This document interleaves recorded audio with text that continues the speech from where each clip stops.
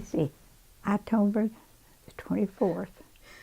No, yeah. October 3rd, 3rd, 1924. 1924. Woo! I believe that's it. That's it. So, when were you born? October 20th, 1968, Where? Poplarville, Missouri. I was the only child born in a hospital of my family. Where did you grow up at? Williamsville. Williamsville. Uh-huh. Was it Great Bend? Is that what you guys called it? What'd you guys call it? Well, it's always called Williamsville. Yeah, I Uh-huh. thought Yeah, you grew yeah. I was up in the country, just ain't Uncle Dave. I mean, Uncle James and Aunt Lois lived here, and then we lived in up here, a little house up here. Waynesville, Missouri. For how long? I was there until I left. It was after high school. I was probably there until 88, 89, 1988, 1989. Because I graduated from high school in 1987. How was high school back then? I was an 80s kid. Lots of big hair, lots of Aquanet, lots of blue eyeshadow, shoulder pads. Oh gosh. Oh my goodness, shoulder pads were huge. What else? The tight jeans were cuffed very tight at the ankle, if I remember right. Yeah, okay. So them two would milk the cows and they would take it to town. Would they sell it or they share it? Dad and John would milk the cows, and then Dad would take the milk to town of a night, because it wasn't very far from where we lived, Williamsville there, you know, to Williamsville. Okay. And he carried the milk down there, and he'd put it all out people's houses of a night. Sometimes he'd take me and I'd help him do that, just to be. You'd put milk bottles out on people's doorsteps? Oh yeah, he'd done that. Well, it helped me make money, you know. And now that's what he done as a model. Okay. And they had a big garden, which I had helped my dad plant. Okay. And I'd crawl on the ground and sow it all. My father worked in a grocery store. He was kind of like a stockman, and Mom was a homemaker. Huh. Yeah. My parents were quite a bit older. I was a surprise when my mother was 44. So I had older parents, so very old school type. So Dad worked. I don't know if I think by the time I got to middle school, he may have retired. I don't remember him working very long. I have memories of him getting up, and I have memories of him in the store, but most of my memories, he was retired, working out back in his shop. He made homemade swings. And Mom stayed in the house and cooked and cleaned and sewed and did what she did. Was that kind of popular in that time, or was that, or No. were women working more? Yes. Oh yeah, that was a big deal, because a lot of women were starting to work. Was John your oldest brother? Oh yeah. Okay. John, Fred, George, John, Fred, Leona, Aline, and me, and Charles. Okay. Uncle Bub was the baby. Okay. All right. Yeah. Okay. Well, he wasn't even born up there. Oh, okay. Did Dad, was it a lot, or? It was 7 of them. I was the 8th. My mother had 2 boys, and then she had 2 girls, then she had 2 boys, and then 2 girls. I was the last one. Like I said, I think I was a surprise, because she was like 44 years old when she had me. So how old is your oldest sibling? Like, how many years apart are you guys? He's in his 70s, and I'm 49. So he was probably in his mid-30s when I was born. Did he even know you? Yeah, well, sort of. I mean, he had his own life up. He lived up at that time. I think that's when he lived in St. Louis and was raising his families. What did you do for fun? Oh, well, I did a lot of singing, walking through the house singing.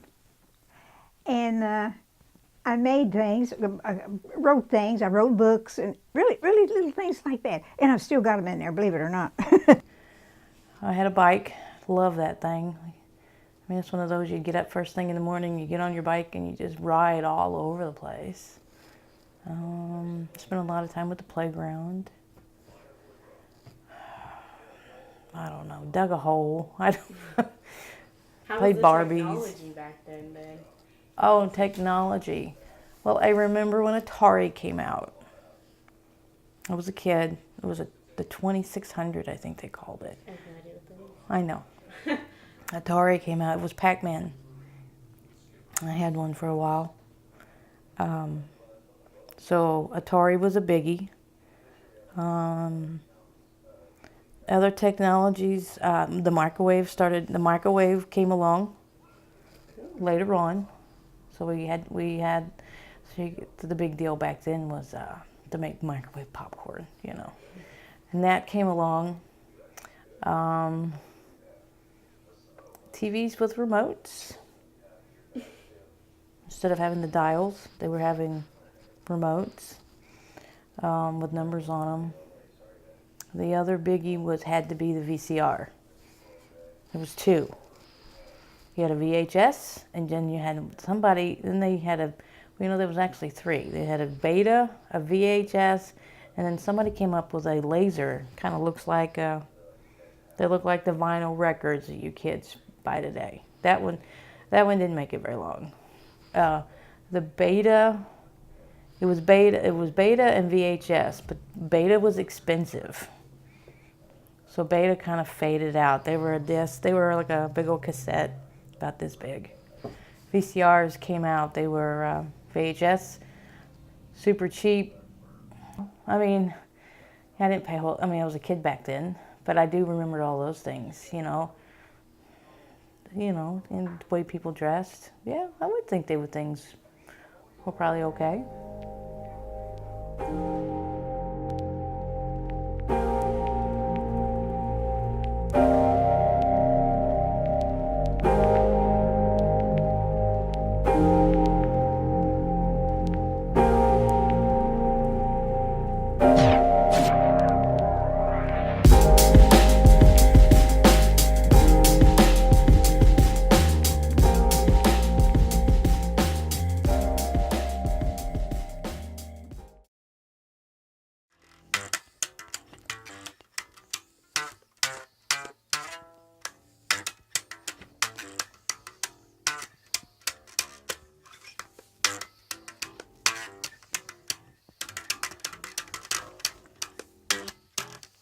A while back, I don't know, I've grown up in a household surrounded by music. My dad is in like 5 bands. My aunts all played musical instruments at some point, all my uncles. It's just a big thing in my family. I guess it really kind of run through me. When I was younger, I always wanted to be like my older brother. So, he was a musician, so I picked up a musical instrument. He was in band, so I joined band.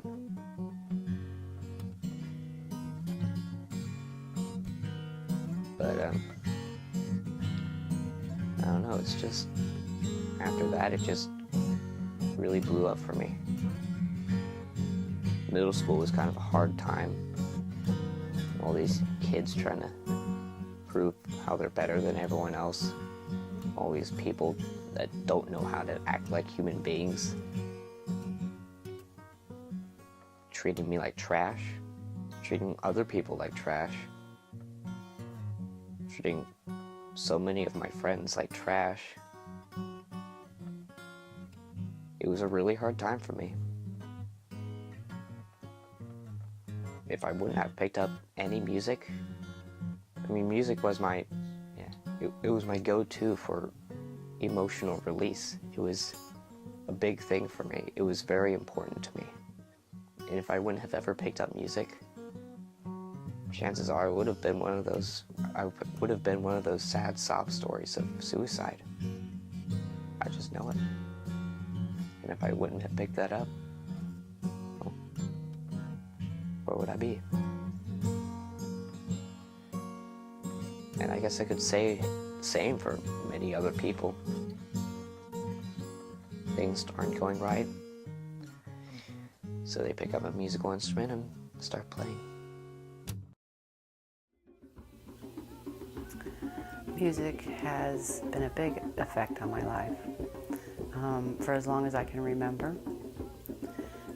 It's always been something that I could turn to when there isn't anything else to turn to. It probably kept me out of trouble sometimes, music did.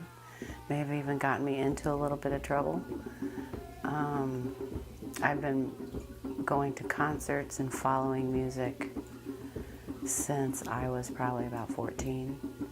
And I love everything from Air Supply to Megadeth. And it all has some sort of an effect on me. I believe that music can save you when you're in your darkest time. And I think that it can add to your happiest times. And music is a great thing for anybody to turn to when they need it. Music's always there for you. And I've always wanted to play the piano, but never have. I've always wanted to play the guitar, but never have. I have a guitar, but I don't know how to play it now. And I do play the djembe drum, though. And that is some strong medicine, drumming. It can be very healing and very joyous. Music hits you in the core of your being. It doesn't just land on your ears. It flows inside of you and does many different things. So I would have to say that music has had a huge effect on my life, and it still does. And hopefully it will for another 30 or 40 years.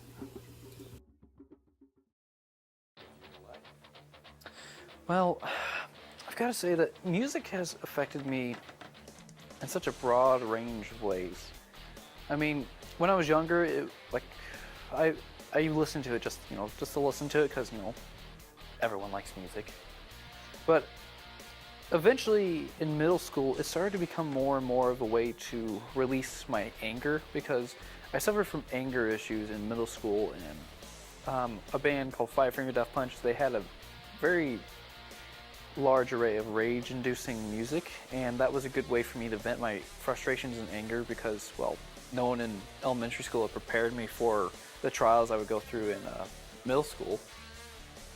And then, well, in high school, it's really been a helpful tool because, well, I mean, usually when you hit this, this age, puberty starts to mess with your mood, and usually, you'll have mood swings of just depression for no reason, and that really hit me hard in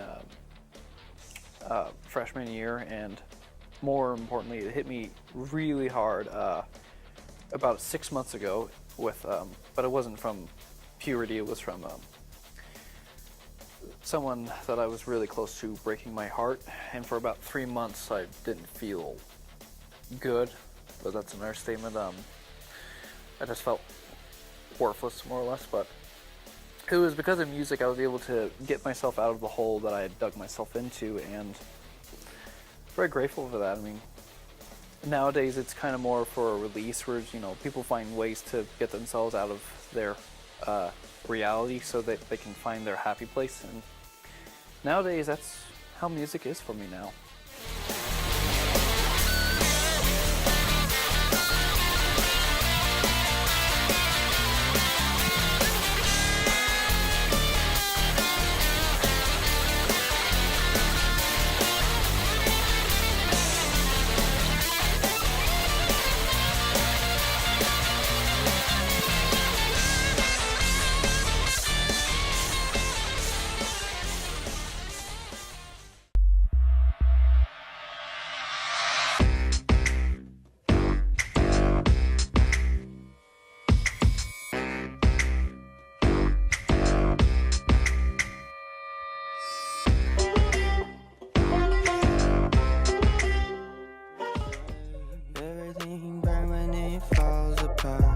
I know how I can kill this pain.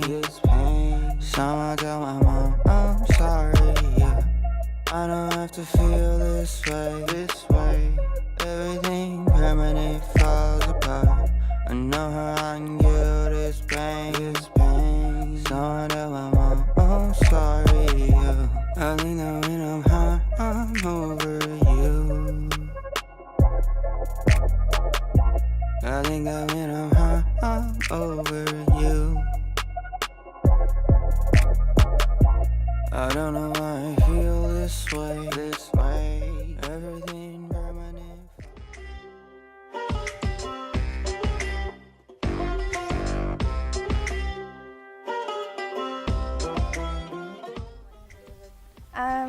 A woman named Samantha Adams. She actually grew up here as well. And she's been hula hooping for quite a while before I even saw her. And I hung out with her one day and she taught me some tricks, and I didn't hang out with her again, and now I've been for 4 years, and I've just been hooping ever since. So when you're taught it, you're getting taught a skill, so you just like with any other skill you would learn, but you go home and just practice. You don't have to learn it more than once, you know what I'm saying? Kind of like riding a bicycle. When it's nice outside, almost every day. When it's not so nice outside, I try to find places inside, so at least 2 or 3 times a week. I feel very relaxed. It's a meditative dance, and with the technical definition of a flow art is a meditative dance, and it's when you're incorporating tricks into movements and you're connecting them all together, so it's just like one solid flow movement.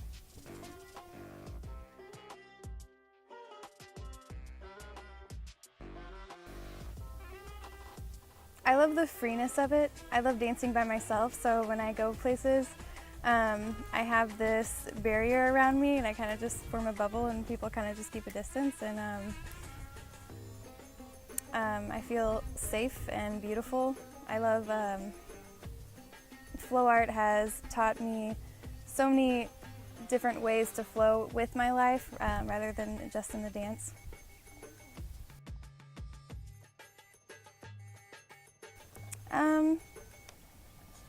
I like jam bands, but I also like I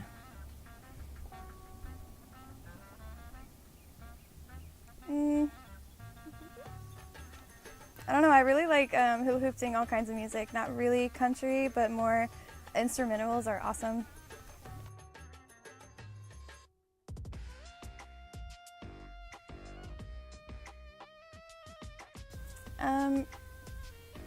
In nature, for sure. Not really so much right in town, because I don't know, there's always eyes on me, and I like performing in front of people, but I don't know, I would much rather hula hoop by myself, like in the woods or on a beach or anywhere beautiful.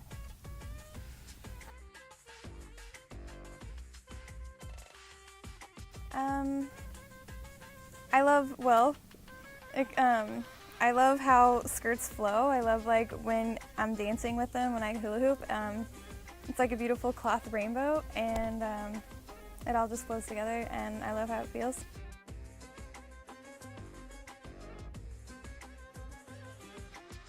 Yes.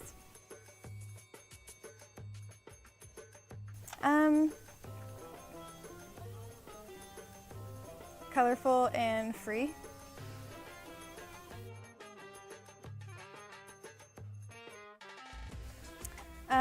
Well, when I first got my guitar, the first whole year I would play with it sometimes, but I didn't know how to play anything, so I couldn't practice for a very long amounts of time. And I just kept picking up here and there. It wasn't very consecutive, and then literally one day I just kind of got over this hump, and then I learned the chords, and I could just you just know it then, you know?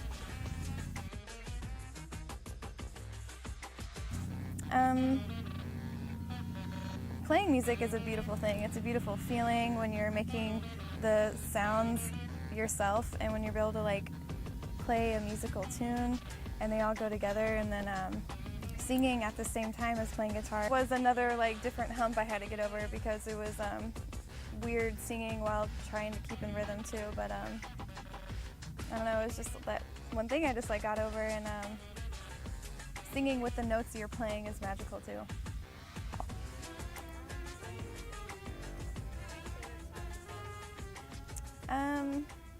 Right now is Royals. Now let me be your ruler. You can call me Queen Bee, 'cause baby I'll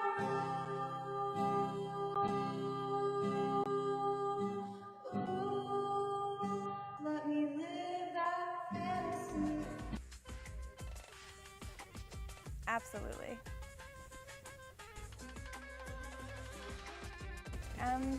I don't own a nice camera, but I do love taking photographs, and I will probably invest in a nice camera later in my life, because I want to capture my life. So possibly, yeah.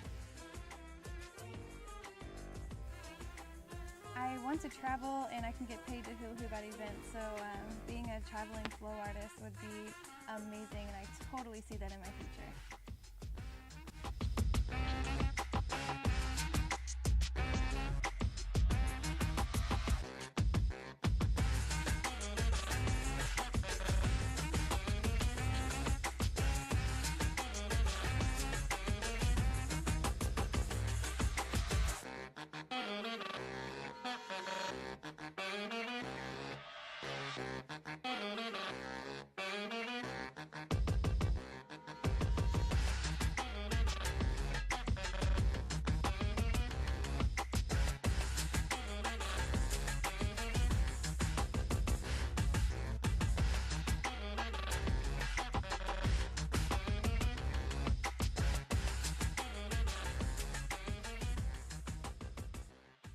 When did you start learning piano?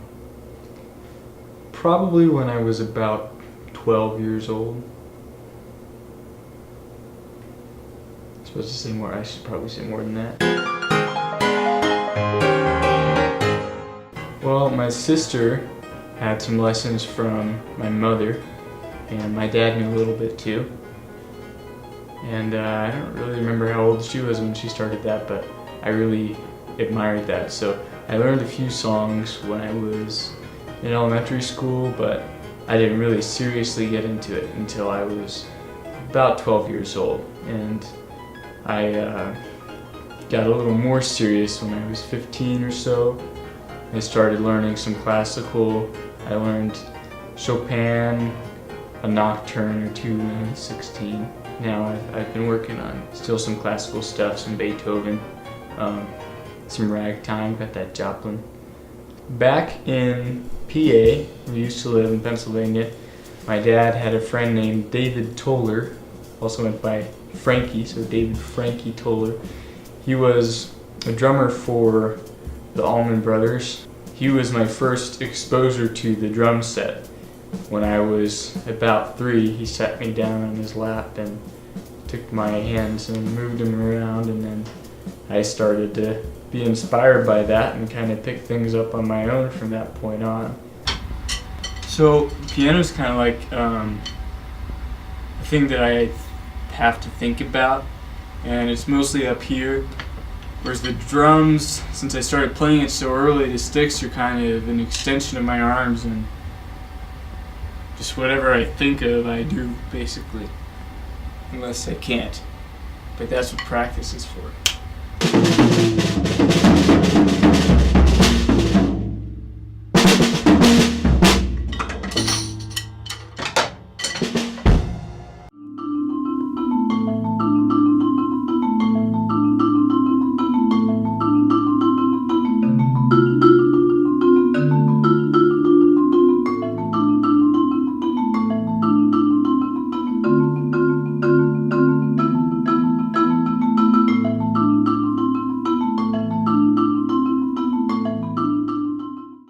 When we first moved to Missouri, my sister started homeschooling, because my parents weren't sure they wanted them in the public school system, and they didn't want them in the Catholic school because they're Protestants.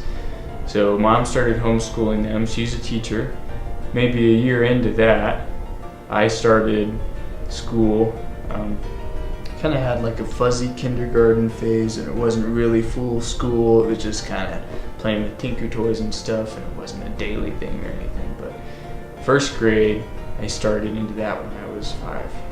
It was really difficult the first few years because the only people I were really friends with were my 2 sisters and the kid up the road, Andrew Buxton, and my parents. They were my friends.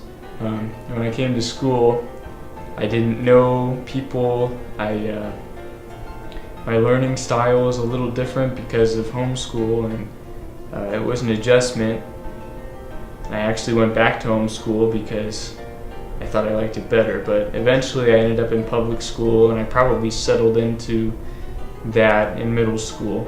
I always tell people that since I wasn't really exposed much to the outside world besides went to church, went to Walmart, I always say that was kind of the beginning of my journey into becoming socially aware, I guess. So if that was when I was 6, subtract 18 minus 6 is 12. So I probably have the social maturity of a 12-year-old.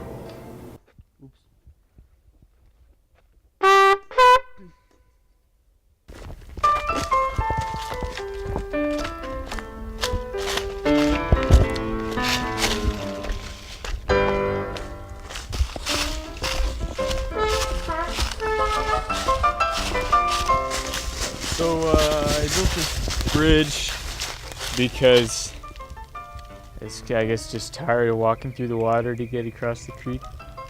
Right now there's not a lot of water, but Bridge 1.0 got washed away in a flood. So this one is much sturdier and looks like it's still mostly safe, although incomplete.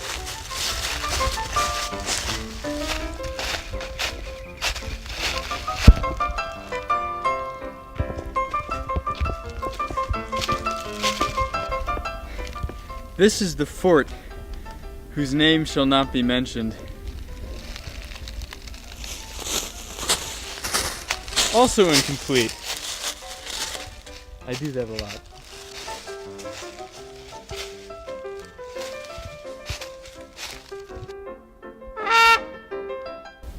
This is our tree house. We started building it a long time ago, also unfinished, but it'll have windows and 2 doors, maybe a zip line, maybe a slide, maybe a fireman's pole. Probably none of those things, but pretty good as it is anyway.